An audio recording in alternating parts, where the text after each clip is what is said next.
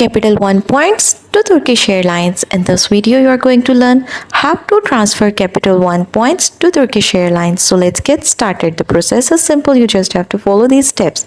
First, log into your capitalone.com website. By logging into your account, select your eligible Capital One Venture Miles credit card from here and click on the option that says Redeem. After clicking on Redeem, you will see an option Convert Rewards. Select this option, choose which airline or hotel loyalty program to transfer to in the list. After selecting the airline, click Transfer Miles. If this is your first transfer with that partner, enter your airline or hotel loyalty member number.